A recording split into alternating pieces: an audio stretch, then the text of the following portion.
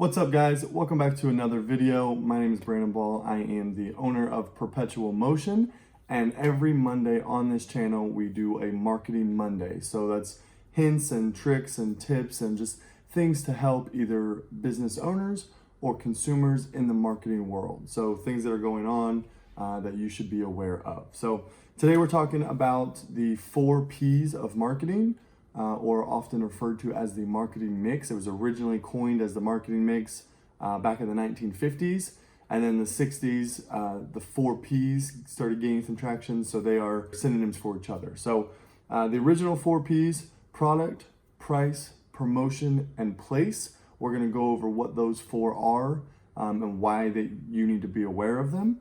And then we're also gonna add in an additional 3 P's to make 7 total. So it's kind of a new thing that's gaining traction. So anyway, we'll break it down. First of all, we'll start with product. That is obviously easy enough. It's whatever product or service you are distributing or providing for customers. So the main thing to think about when you're talking about product is what purpose does it serve? What service are you providing? What does it meet the needs of your target market? Are you solving a problem or whatever that case is. So if you have a lawn mowing business and you're out mowing grass, well, the service that you're providing or the product is mowing grass. Like this mouse, does it serve the purpose of me being able to navigate my screen better? This is the product that's serving the purpose. So that's pretty easy enough. Most of you, I'm sure, already have what that product is. So moving on, we'll talk about price. And I actually have a video I did a few weeks ago all about pricing strategy. So I will link that. That way you can go check that video out also. But price, it sounds easy. It's one of those things that it's like, oh, I would pay this much for it. So that's where I'll price it at, which is a good way to kind of start. But you really need to dig into what that price is. What is the market telling you that you can charge for that, that product or that service? So, the biggest thing is just to find out what the market is willing to pay for it. And it's going to take some trial and error. It's one of those things, maybe you run a survey, it's one thing to ask your family and your friends what they would do, and then maybe run a survey as far as these, or talk about whatever market you're trying to hit. Do some research and figure out what you can charge for your product or service or whatever it is that you're doing. So product, price, promotion.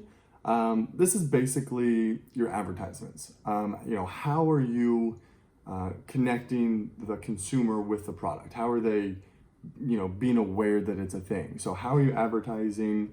How are you're selling them in this step?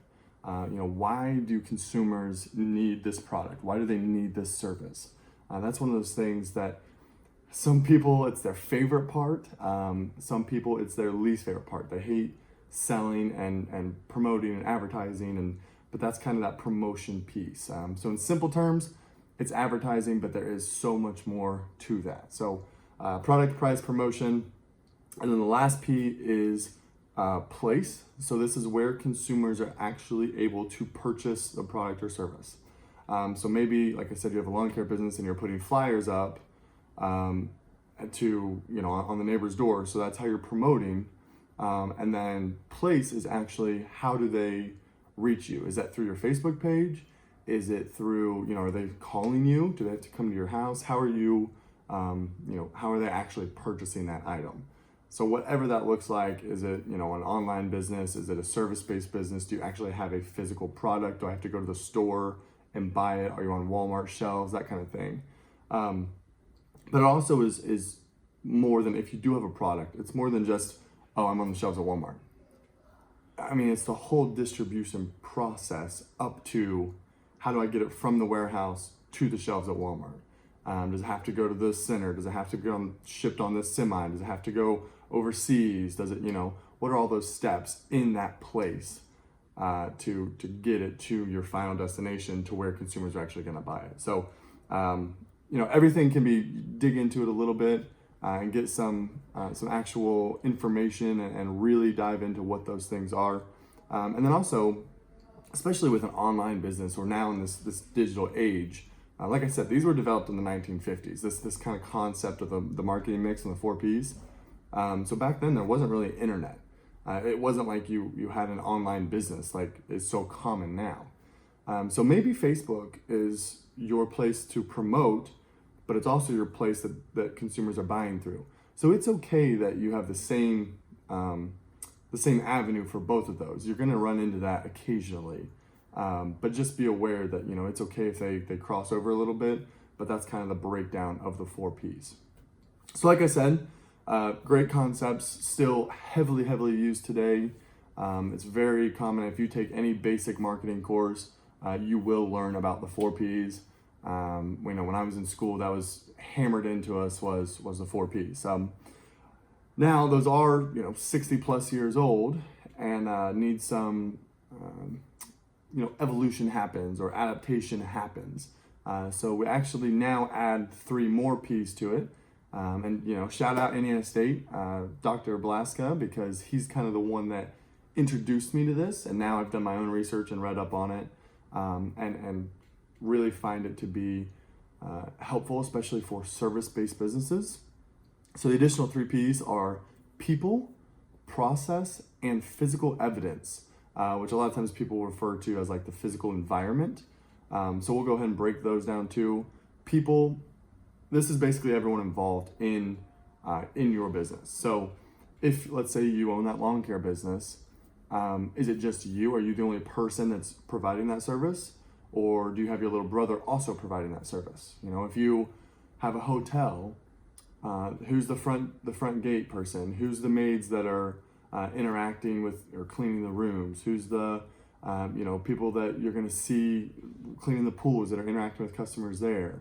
So your people that are involved in either making your product or producing, your service or whatever that case is. It's just the people that are all attached to getting the job done. So that's going to be a very important factor.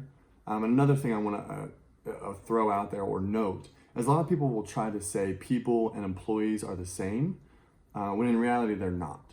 If you have a product and you want it on the shelves at Walmart, how do you get it there? Well, you likely put it on a semi and drive it there. Is that semi driver an employee of yours? Maybe, but probably not. He's probably contracted out through another company. That's one of those things that you don't really have control over that, but it's still one of the people involved in the process. So you'll have to be aware of all the steps from A to B, and from A to B to C to D to all the way down the line, and who those people are that are involved in that. So people, very, very important. I would say invest in your people, find good people, do it right. It's one of those things that people are going to be, it's the face of your company, really. I mean, the people that are involved is what make or break a good company, whether that be your customer service or whether that be the lady at the front desk. So, that's going to be your biggest factor. Next, we're going to talk about physical evidence or physical environment, as some people would refer to it as. And this is going to be one of those things that, let's go back to the hotel example. You can buy a hotel room for under $100 in different parts of the country. Around here, I can buy one for under $100. I could probably get one for about 70 in certain places. Now I can buy another hotel right across the street for 120, 150.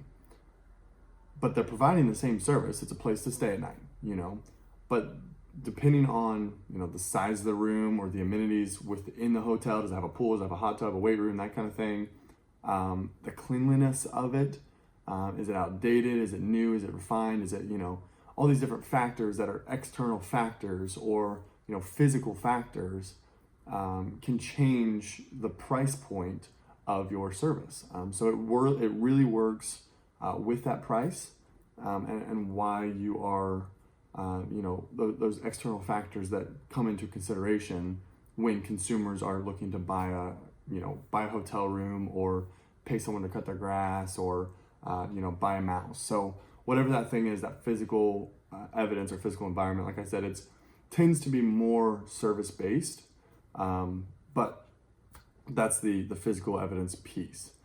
And then lastly, we're going to talk about process. So we have people, physical evidence, and then process. And it's going to be basically all the behind the scenes stuff that you don't really ever see as a consumer.